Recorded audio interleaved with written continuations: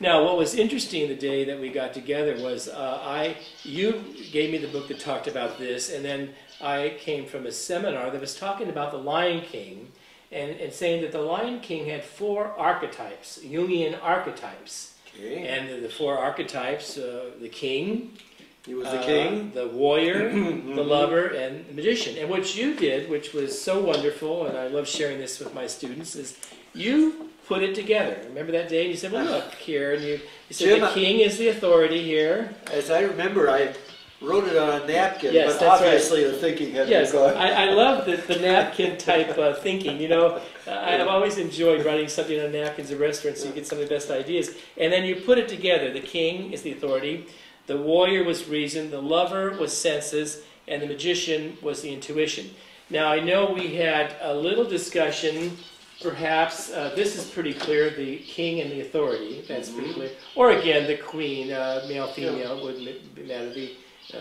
The warrior, the Amazon woman, the lover, could be the positive and negative of each. Could male, female, positive, negative. You have the good king, the bad king, the boy king. You have the warrior, you have the police, and then you have the rogue police, the police that turns on the other officers, or you have the gang members, right, or the Nazis. So you have the good, bad here, the lovers. Are you acquainted with the word Ronin in Japanese? No.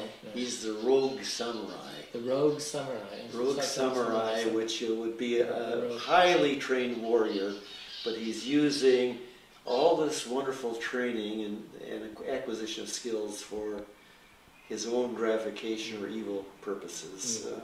A little book on this, if I can never find it, I'll send it to you. It's interesting. So you have that going on in all groups to some degree, but yet they're the warrior.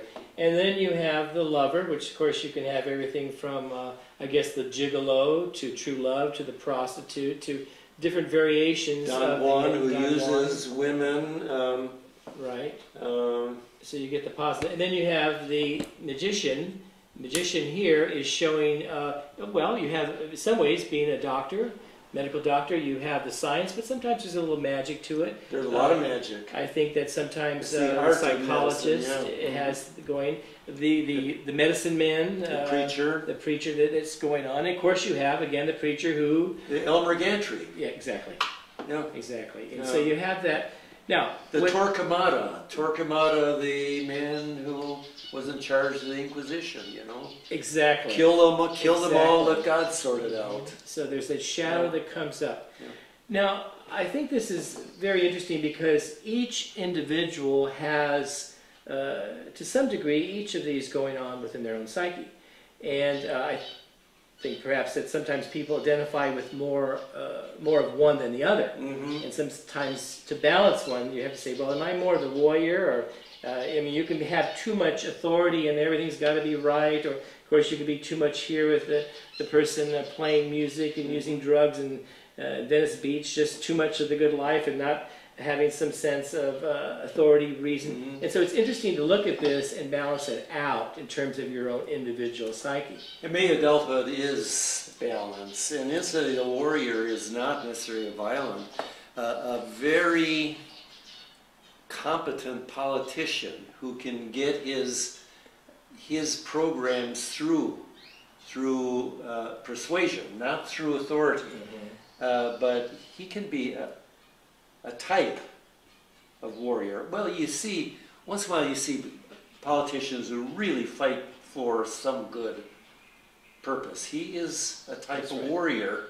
For a cause. For a cause, yeah. Well, actually, if you look more closely, you could see the figure of Jesus, in many ways here represented in the positive as the king and authority. You see him as the warrior fighting the devil in the desert, or certainly turning the tables in the temple. You see him as the ultimate lover and the idea of healing and magic. So I again want to give you credit for this. I use this in my classes, and so here's the person who put it together. This throwaway. Are you acquainted? I know you're basically of the Catholic persuasion, but there's a Protestant hymn. Christ our royal master leads against the foe, forward into battle. Yes, that is the warrior Christ. Sure. And yet we see the healings, we Yeah. see the idea of ultimate love, whether it's sacrifice the cross or loving one another, and the sense of being a warrior, and as you say, for a cause, or actually literally turning the tables in the temple. Okay, I guess as we summarize, it seems to me we'll kind of end where we start my classes, and that's about experience in mystery.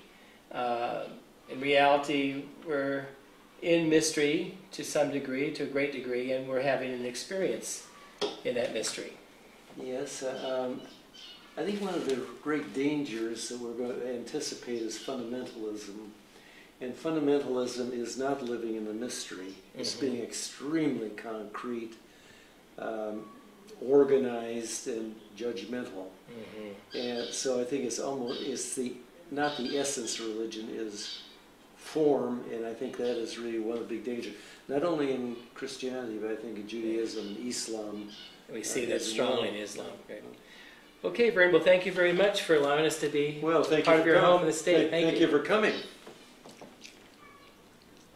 Những đêm nay từ địa cầu quê hương tôi, loài người mặc lễ rưng rưng hướng ca về mấy từng trời đâu suốt.